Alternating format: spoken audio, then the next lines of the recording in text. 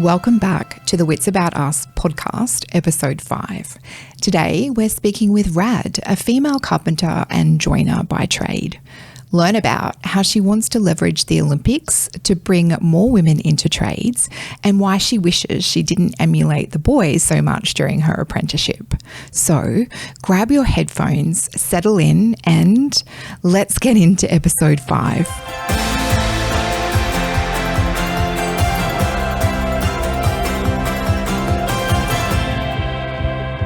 Good morning, Rad. Hey, Stacey. It's lovely to have you today, and especially to have you sitting across from me. What a pleasure. I notice you've got quite a Larry shirt on there. Tell me a little bit about that. This is one of the trademark shirts. It's linked to, this is a conversation starter, or TAX as everyone refers to it. It's a mental health service for blue collar workers. And My Gas is an alliance partner for TAX, and what a wonderful mental health counselling service that they have. Who can access that service? Anyone can access the service. They just need to, they can find it on the website, but the best thing is on the shirts that we actually have barcodes that they can access and go directly to the line and reach out to someone. But again, it's they have a really strong focus on blue collar workers, so people in construction, mining, even farmers and agriculture, logistics, all of those types of people. And I looked on their website and I saw they have this really neat infographic explaining about where they want to intervene, and it is a preemptive kind of crisis support service. When is the best time to intervene for someone who is accessing that service, or to make the call? At what point in their kind of mental health journey? I think as soon as you're struggling, it's really important to talk. It's really important to reach out.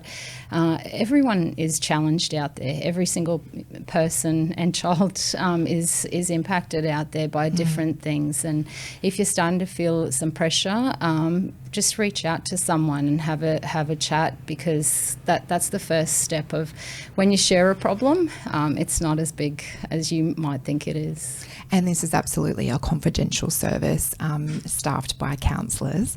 Rad, you mentioned before about construction people being able to access this service. Tell me a little bit about your trade-based career and your story.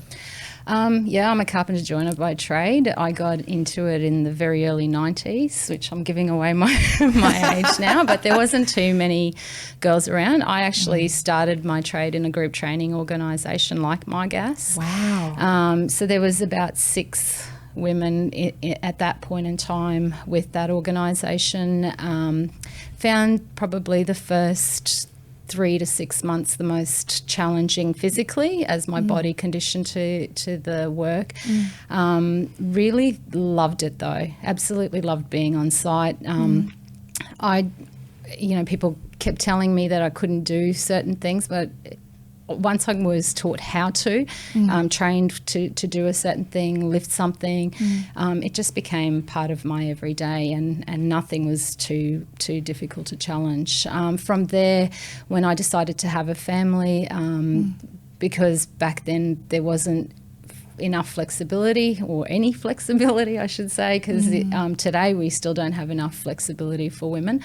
I came off the tools and started working as a field officer, looking after apprentices myself in a GTO, and also on site as a site supervisor, looking after apprentices. From there I moved into the apprenticeship centre type area, signing up apprentices, and then later on with Construction Skills Queensland as a putting together strategies around women in construction, worked on the 10% policy and certain things like that. And you said that you got into your career in the 90s. What led to your decision-making process to become a carpenter joiner? Look, I come from Montenegro.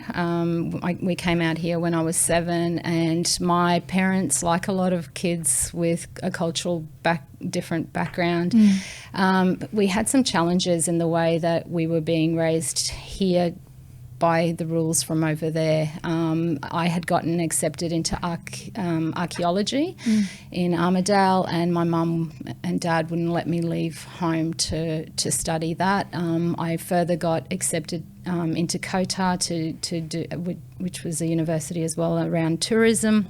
And again, it was in Cairns, and mum and dad wouldn't let me leave home. So at the ripe age of 18, I actually ran away from home. Mum and dad went to the Gold Coast for the day, and I just packed my craft and ran away. And I went to Centrelink and was trying to find any work, and there was this access course going.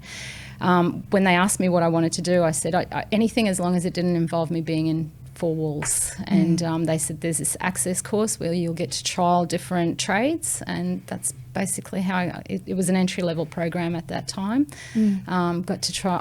Really loved bricklaying. That's what I wanted to do. But even as open as that company was to having girls in the program, they convinced me not to do bricklaying and choose one of the other trades. What was the reason for that? Just there was no women in it at the time. They thought it was too hard for me, that it wouldn't be something that I would stick with. Yeah. Wow, that's incredible. Forging your own path. That's it. And you said that there was about 6 girls in the organisation that you joined. What was that like? It was good.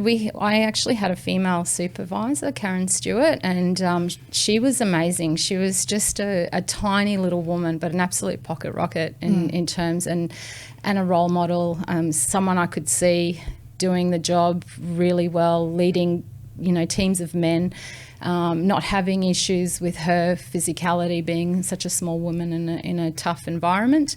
So definitely someone I could look up to, and I think that is a key for any employers out there that are looking to put women on. If you choose to go down that path, I would recommend putting 2 on immediately, because that having other women to bounce ideas, discuss those challenges, having those conversations, it's really important, and it helps with retention. Absolutely. And so interesting to hear that the organisation that you chose to work at, your supervisor was female. I'm sure in the 90s that would have been uncommon. Yeah, definitely uncommon. But Karen was a trailblazer as well. Look, the first female carpenter signed up in Queensland was in 1952, Beverly Nutley. Wow. Yeah, we need to hear more stories about this, don't we? Yeah. And tell me a little bit about those first 3 to 6 months. You said physically it was demanding. How did you cope? Look, it took time. Absolutely took time. I found the nail belt really challenging around my hips, and how that sat. It's not really made for women, definitely not. I found that my thigh was bruising from the hammer hitting it. But, I started going to the gym. I started working out a little bit more. And like I said, the more you do something and repetitively, you build strength, you build physicality. I just got on with it. I certainly, I didn't feel like I could complain about anything at the time, because everyone that I came across felt that I shouldn't be there, and they were very vocal about that. So I certainly didn't want to promote that for them, so I just pushed through whatever we needed to push through to get there. Yeah, absolutely. And that's really interesting that you said that you had some people saying, quite directly that they didn't think that you should be there. How did you cope with that on the work site? I just gave back as good as I got. Look, I just proved them right. I actually met a supervisor about 10 years after I'd worked for him at a shopping centre, and I remember he was quite challenging for me in my first couple of weeks, just aggressive in the way that he spoke to me and gave me instructions and all of that. And when I met him years later, he said to me, Rad, when they told me they were sending a girl to my site, he said, I threw a tanty. I was really angry. I fought it all the way. And then you walked out of your car and you were carrying your tools. and you pulled out your power saw and you cut through timber just with one hand using the power saw. And he said, and then I started to realise that I was the one with the problem and not you. So that was a really interesting moment. But that's exactly how I got through it, is just getting in there, doing what I needed to do, working hard. What they say, head down, bum up. Yeah, that's all I did. That's so inspiring. So by you having the courage to walk onto that site and put your head down and work hard, you were changing the perceptions of people around you. Yeah, and women do it all the time. There's they just. I keep telling employers, if you get a chance to hire a woman who wants to be there, give her a chance, because if she wants to be there, she will give you everything she's got to succeed in that role. And you said that due to the flexibility problem, you moved into working for a GTO. Now, my gas is a GTO. Tell me a little bit about the benefits of being an apprentice underneath a GTO. For me, it was great. There was obviously a field officer you could lean on who can provide you with advice, who you can talk to about some of the issues that you're having on site. With what had happened to me in terms of running away from home, I was still having a lot of challenges with my parents. So they were turning up and causing me problems from time to time. On the job site, the field officers would come out and make sure that I'm okay, provided me with good advice, encouraged me to continue. They were always there to help with anything. If there's a work cover issue, I had a couple of eye injuries because safety gear didn't fit me quite the same. So they were always there to help with some of those forms and things. When you're an apprentice and a young apprentice at that, some of those life skills aren't quite there yet, and the field officer can often help with supporting and mentoring through those kinds of issues. Yeah, definitely. You're in your formative years, aren't you? You're kind of growing and developing into an adult for the first time, experiencing what it's like to work. I mean, you went straight from, school and into the workplace. So it's a lot of different challenges that you're experiencing. You've talked about some of the safety gear not fitting you and the challenges that you experienced, but tell me about the rewards. Oh, there's plenty of rewards. Seeing something that you've made firsthand is incredible. Remuneration, obviously, wages being high. Starting early and finishing earlier in a day, being able to travel with your trade. After I finished, I did do about 6 months overseas, and I was able to do some of my work somewhere else. And there's plenty of rewards. Just also having the self-confidence. It's the silly things like when you get a flat tyre and you can just get out and change your own tyre, and you don't have to wait on the side of the road for someone else to give you a hand.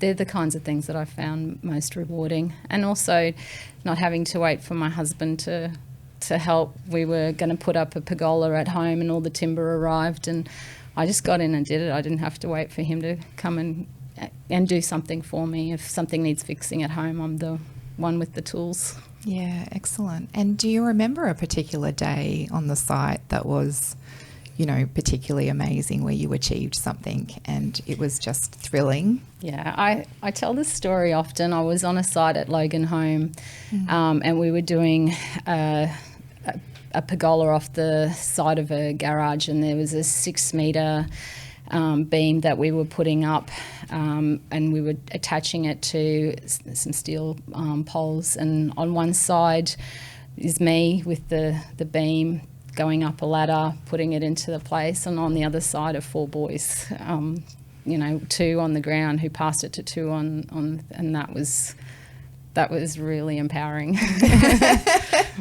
What were you thinking in your head, like, as that was happening? What kind of thoughts were you having? I think I was having a bit of a superhero moment. I was thinking this is what it would be like to be Wonder Woman. Yeah. Oh, feeling like you could do anything. Absolutely. Yeah. How empowering. You've gone on in your career to be a real advocate and champion for women in trade-based careers. Tell me a little bit about that. It kind of happened organically. As an apprentice, the group training organisation I was involved in was partnering with tradeswomen on the move, which was a state government funded program to get girls into trades, which we're still doing even after so many years. So I was going into schools and talking to young girls, and then from there I started. I was asked to present at different functions, which was really overwhelming because I don't enjoy public speaking all that much, like my knees shake and everything. But there was comments and questions, and I really got to understand that there was a real lack of understanding of what the true challenges for tradeswomen are. And I also wasn't liking that we were dressing up the trades into like it's a craft or it's something that, you know, that girls can just do when it's not that. It's not structured that way. It's a structured day. You start early. It's heavy. There's a lot to be done, and also didn't like that the trades were being portrayed as something that you do if you can't do anything else. When I know that women can give so much more to the trades, so it became a real driver for me, and then I started coming up with I actually had a boss at Construction Training Queensland who I was constantly at him about what we could be doing, because we were working on Indigenous programs. There was programs for men who'd been in jail and to rehabilitate and come into trades because there's skill shortages and issues. But everyone was avoiding looking at women as a viable choice. And I was at him all the time, and he kept saying to me, well, you've got to put a business case together. And to me, it's black and white. We just need to get them in there. We need 50% of the population. We just need the critical mass. Come on. But yeah, so he kind of mentored me into writing an action plan and looking at what we could do to attract and retain women, what we could do to further advance them once they're in the industry, looking at how do we get that stakeholder engagement and what we've got to do to fix the culture, because the culture can be a significant barrier for women, obviously. So yeah, we just started with small things and then they've grown. So we started with things around the attraction, like speed careering events, where we bring role models into women with different trade backgrounds, different career pathways, some who are just in their apprenticeship to others who are teaching at TAFE, just really demonstrating the full gamut of the pathway.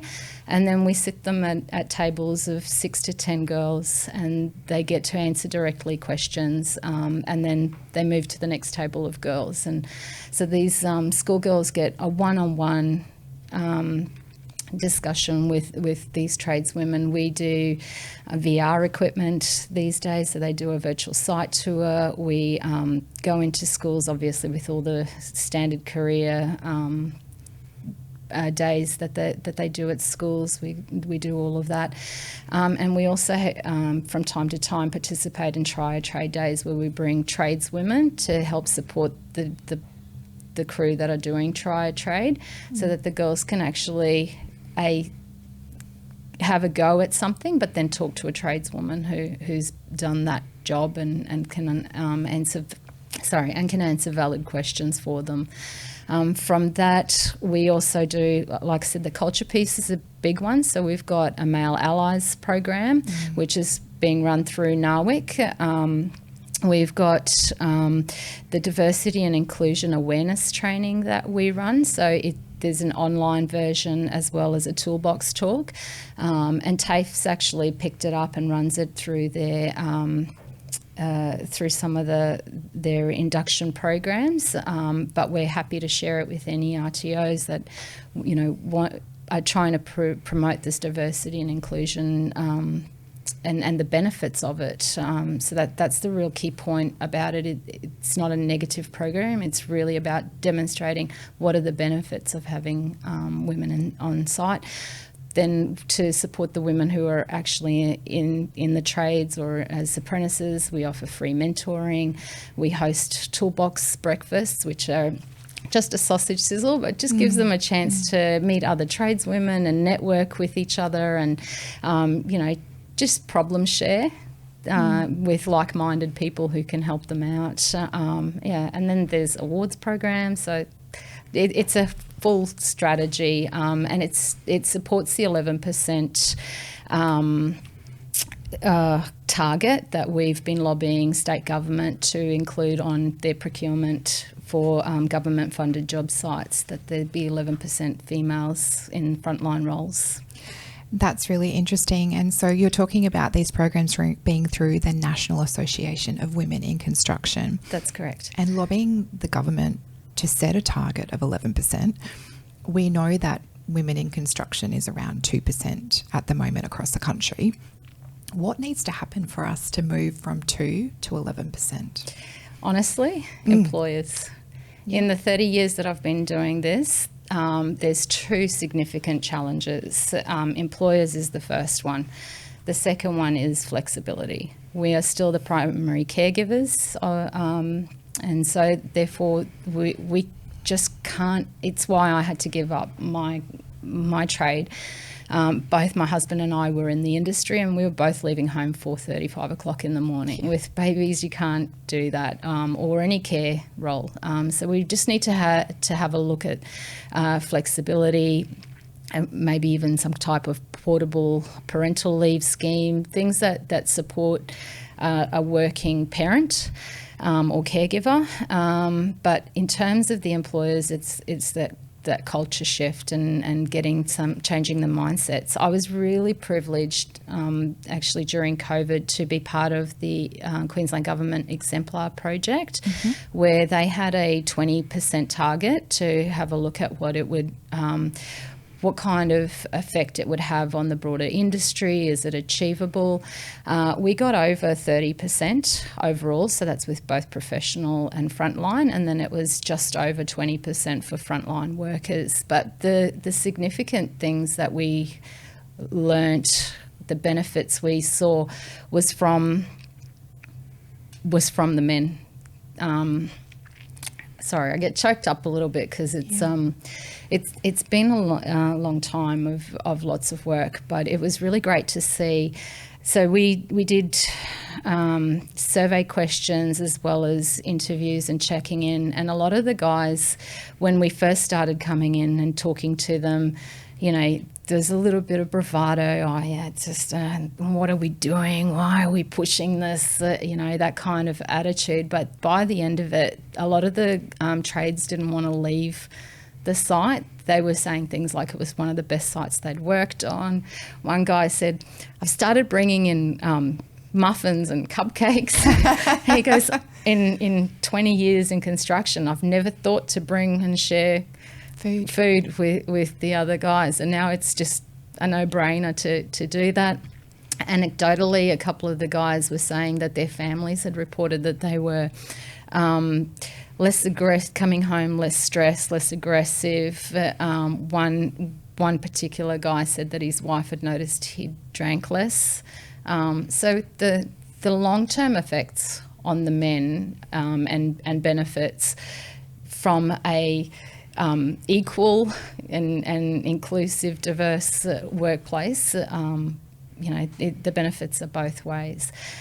The girls as well, it was interesting. One of the ladies, she's been working with her dad for about 10 or 15 years, I think she said, and her dad's a big burly guy. So she said, I've never been unsafe. I'm not unsafe on site. Dad's always there. If someone says something, he tells them to pull their heads in and just deals with it. But she said, I felt safe on that site. So it was really interesting to hear that side of it. Women go to these construction sites to just go and do a job, but they don't always feel safe there. So it's really important if we can get this critical mass of even 25 to 30%, we will see a real shift in the culture of the industry. That is so inspiring. there's almost an argument for having a balanced, I'm going to call it a balance, like an equity, a balanced environment in terms of mental health, wellness on the work site. Like you cited that some of the men were feeling less stressed, drinking less as a consequence of having women in their environment. I mean, that's just such a good reason to broaden things out and to really aim high. Like, let's not aim for 3% for government tenders, which, you know, currently it is. Let's aim for 25 or 30%, because that's where the real change will happen by the sounds of it. And I'm going to go like off to the side and just reference the Barbie movie for a second, because there's this really profound scene where she comes into the real world and she goes onto the construction site and she says, "Where are all the women?" Yeah. And then her second thought is, "I feel unsafe." Yeah. And it's so powerful to have that reflected back. And so safety is just so paramount and so important. You said that you've been advocating and working really hard in this space for 3 decades. What changes are you seeing as a consequence of this work, as a consequence of more women understanding their options and choosing a pathway down an apprenticeship and a trade? Look, we've definitely seen an increase of female apprentices. So we've nearly hit 5% in terms here in Queensland. Amazing. So definitely seeing the shift. But I also see a shift in the parents. I see a shift in women my age, maybe 10 years younger than myself, who didn't have the same opportunity. It breaks my heart to hear a woman say, "Oh, I would have really loved to have been a carpenter, but I couldn't do it." And I see these predominantly women helping their daughters access new opportunities. So that's been a shift. But also some of the larger employers looking at you know, if you look at PowerLink and those areas where they're really, increasing their participation rates of women and the impacts that they are having, definitely. But having said that, Queensland construction is something like it's over 90% small to medium businesses. Okay. So that's where the big struggle is in changing those perceptions and mind shifts. So in the small to medium businesses. Absolutely. That's where most of our apprentices are. The commercial and major construction is just a small area of it. Oh, that makes sense. You mentioned earlier in the podcast about trades being for all women, not just as a fallback option for those that don't go to university. What can we do in that space to encourage women to consider it as an option for them when they're making their career decisions? I think in terms of encouraging women, it's just being honest with them. So we're not setting them up for failure, telling them the truth about what the industry looks like at the moment, and also about how important it is for them to be themselves. On site, as I tell the young girls that I meet from time to time, the construction industry in particular has enough men in it. We don't need to emulate them to have more. That they are needed. We need their skill sets, the soft skill sets, to the communication skill sets, the attention to detail. If you look at defects and the issues that companies have in paying for defects and fixing things, you would see the benefit of having women with good attention to detail, so that you're not having to go back and spend thousands of dollars on defects and just the diversity of thought. We definitely need more diversity of thought. Women, when we're faced with a challenge, we don't come at it the same way as a man does.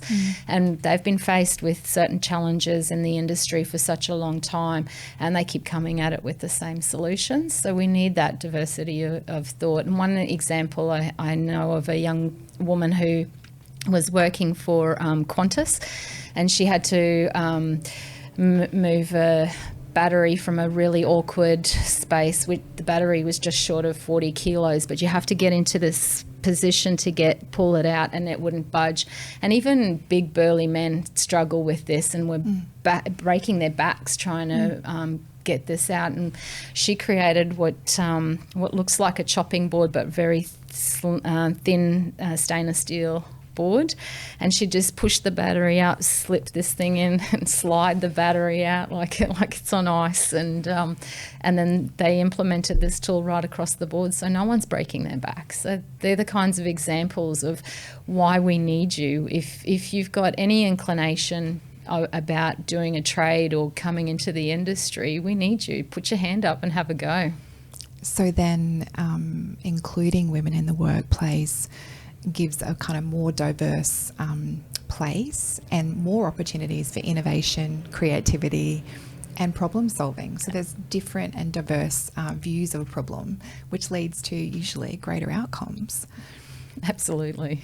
You said that you like to not sugarcoat the industry. You don't want to set up women for failure. What do you tell them? What does the industry look like at the moment? It is far better than when I started. I definitely see that, but there's still the challenges. There's the very early mornings. There's still a lack of flexibility. There's still, with some trades in particular, there's still a lot of, manpower required. There's gruffiness. It can be dirty, and yes, there's still some really outdated attitudes that you're going to have to deal with and come up with strategies on dealing with, but there is also a lot more support out there. There's a lot of organisations that can help. There's organisations that can help work with your employer. There's also a lot of training available for women on how to have those challenging conversations. I was a bit of a bull on site. If someone challenged me, I challenged them right back, and that didn't always end well for either myself or the person I was confronting, whereas women these days are, have a lot more skill sets around that they can they either have or can be taught. And I love that you mentioned early on too that some of the work that you've been doing is setting up education programs to be included in the induction process to demonstrate the benefits of having women on the workforce and how to treat people appropriately, regardless of your gender or where you're coming from, to have that inclusive environment. I read when I was doing my research on you that you were honoured with the Member of the Order of Australia in 2001. Tell me how that came about. How it came about. It came about from 30 years of advocating, I think. But a lovely gentleman from the industry nominated me. I actually thought it was a stitch up. With having a joke. Yes, I did. I got this very weird email, and with cybersecurity these days and hacking and stuff, I absolutely thought it was a stitch up, and I didn't quite believe it for a long time. Even on the day that I didn't tell anyone other than my eldest daughter, because I didn't think it was going to happen, and I had to do my own research on what it meant, because I didn't know enough about it. I'd seen things from year to year on Australians of the Year and all of that sort of stuff, but I hadn't paid that much attention, so I didn't really understand what a big deal it was, and what the impact of it is. So that morning I was walking with my sister early in the morning, and she's like, "What the F is this?" She was getting text messages because I didn't have my phone with me. Oh, no.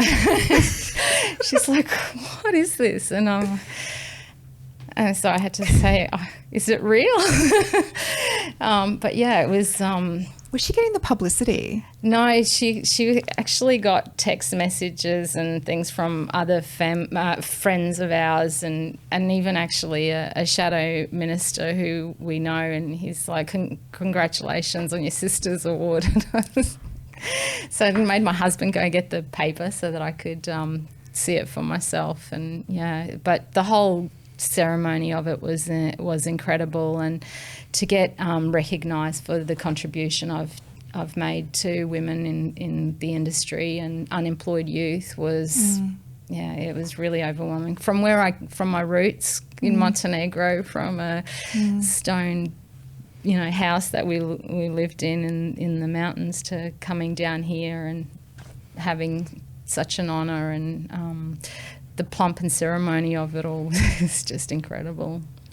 And you have been tirelessly working in this industry, a trailblazer yourself, really. What's the reason why you didn't believe it?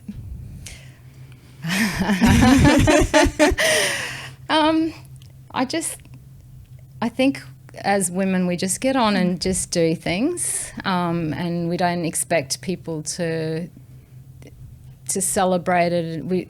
We're not. I certainly wasn't doing it for any rewards. I just want no woman to come up to me in the future and say, I wish I could have done that. Or my daughters. I don't want my two daughters to ever say to someone, I would have liked to do that, but I couldn't. And I do hear that a lot. So that's what I did it for.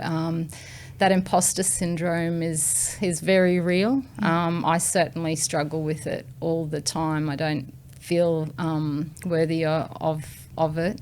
It's just something I love doing. I love promoting I love the industry in the first place. I think the building and construction industry is a very rewarding career. There's so many pathways. There's so much you can do. So having a passion for the industry and then having a passion to ensure there's equity in the industry, it feels like a bit of a no-brainer, and it feels funny to get rewarded for it, because I've certainly experienced a lot of privilege in what I've done, getting to sit down with ministers and talk through this sort of stuff, or industry leaders, and challenge their thinking. They're not positions that many people get, so I feel very privileged. Well, congratulations. Thank you. What an amazing honour. Thank you. And a true testament to all the work that you've done. And I love that you're motivated and driven by not wanting someone to come up to you and say, I wish I'd done that. And it's all around education, which is really interesting, and you're very much making an impact in that space. Now, you mentioned before unemployed youth. So what work have you done in that space? So predominantly it's been with entry-level programs. I've even had the experience of going on careers days at the youth detention, just really promoting careers, talking to them, sharing my own experience. Truth be known, even back in the 90s at 18, I was an unemployed youth when I ran from home, just trying to build a life, trying to live off an apprentice's wage. Certainly understood the challenges that they're having that cultural clash of coming from a different country. A lot of the kids that I've worked with, I've spent some time promoting at Milpera in the past, so they're international students.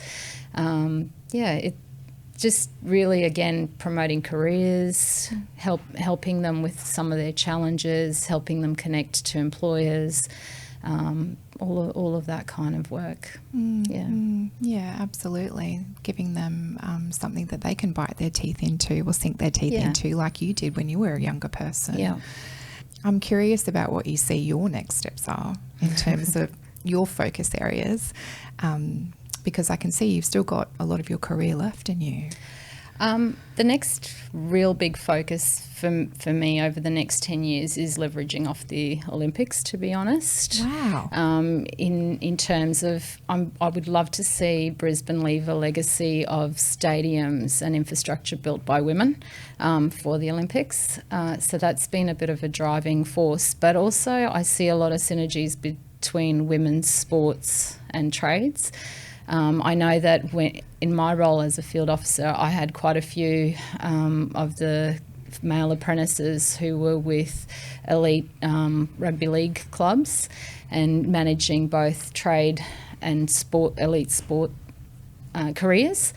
And I feel that that's a really good pathway for women to do both, because at the moment the elite sportswomen still aren't being paid to the level that they could be, and a lot of the industries that women tend to be in are low paid as well.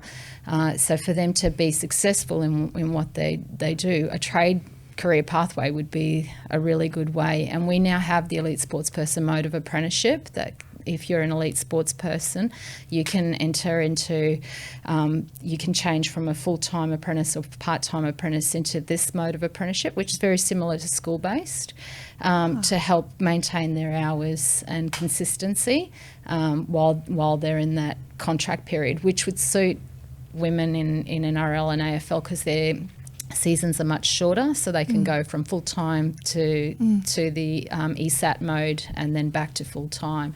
And also because trades are physical and yes, I'm nodding because elite sportswomen are also, you know, at the peak in terms of their physicality, absolutely, and their excellence. And so for me, it would be amazing if we had hundreds of stories of elite sportswomen competing in stadiums that they built. Oh, that is so moving. I'm so inspired by that. Wow, that's a great vision for the future and so perfect for Queensland and where we're at the moment, given the Olympics are coming. And off the back of the great World Cup that the Matildas had, that's excited and really changed how we perceive women's sport in this country. I want to kind of circle back now as we come towards the end of the podcast on one of the barriers and the challenges that you raised around flexibility. What different angles do we need to come at that, you know, given that most of the construction is small to medium enterprises? Is it, you know, government policy pushes? Is it top and bottom? You know, how can we change that? Because we're talking about a very big cultural shift. Yes. Yeah. Look, I think it has to be a holistic approach. We certainly... It's the chicken before the egg kind of thing. If we have the critical mass, the innovation around flexible working will come like it has in other industries.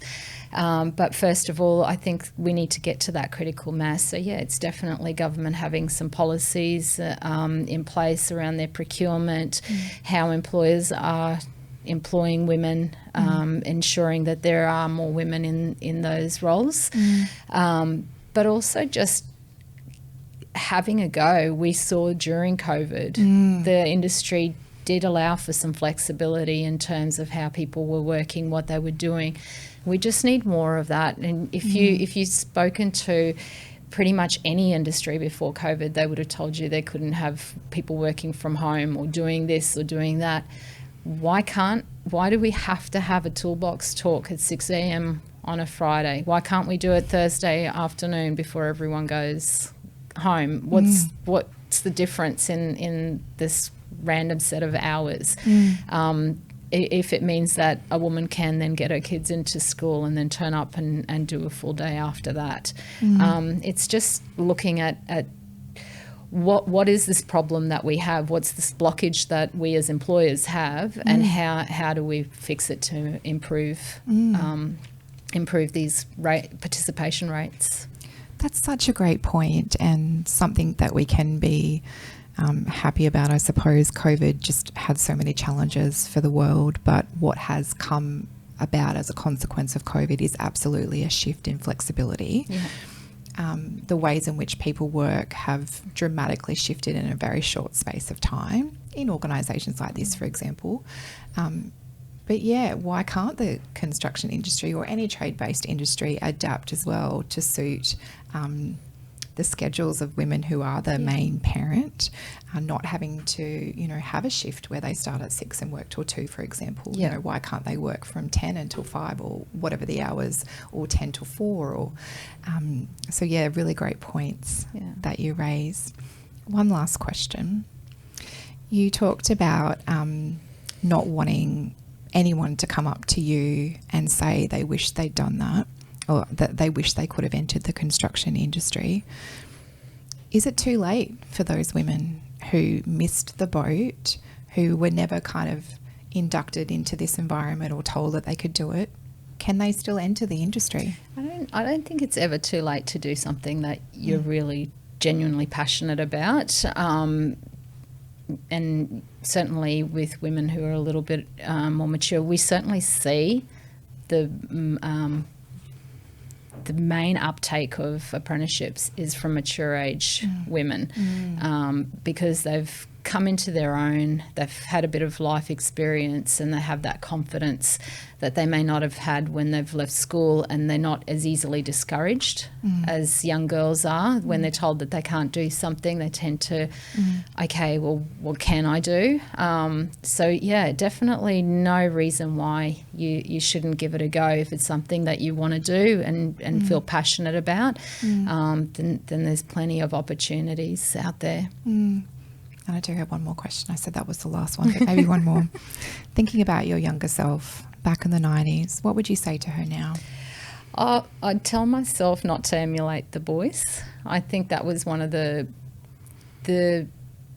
bigger mistakes I made on site. To fit in, I behaved like them. I talked like them, I swore like them, I even walked like them. If I tell myself that you've got a lot to bring to the table, so just be yourself. It's okay to be a girl. I have this favourite memory in my mind. I was at the construction training centre at Salisbury in the days when they had the canteen, and there's these groups of male apprentices and this female painter, because she was in her painter's white. She's standing in line and she had a gold handbag. And I think I was around 40 at the time, and I just wished I'd had that kind of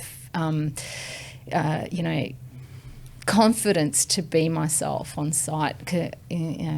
Sometimes the boys actually didn't recognise me off site. That's how much I fit in. And I hear that a lot from other female apprentices, that they work on sites and don't realise there's other women there, because we try to fit in camouflage so well we don't even recognise each other. So yeah, that would be it. Be yourself. It's okay to be yourself. That's such great advice, and I'm going to end by just picking up exactly what you said. Just be yourself. It's okay to be a girl. Thank you, Rad. It's been an absolute pleasure having you here today. So many inspiring stories, and thank you on behalf of all the women that are thinking about entering into construction, that are in construction, for all the work you've done over the last 3 decades. What a contribution and impact you've made. Just so incredibly moving. Thank you, Stacey. I greatly appreciate that. Thank you. This project is funded by the Trade Pathways Program, Trading Services New South Wales, and produced in partnership with MyGas Apprentices and Trainees. Now, if you're on the lookout for an apprenticeship opportunity, we've got a valuable resource for you. In the show notes, you'll find a link to MyGas where you can connect with them directly. They've been instrumental in helping thousands of tradies get qualified.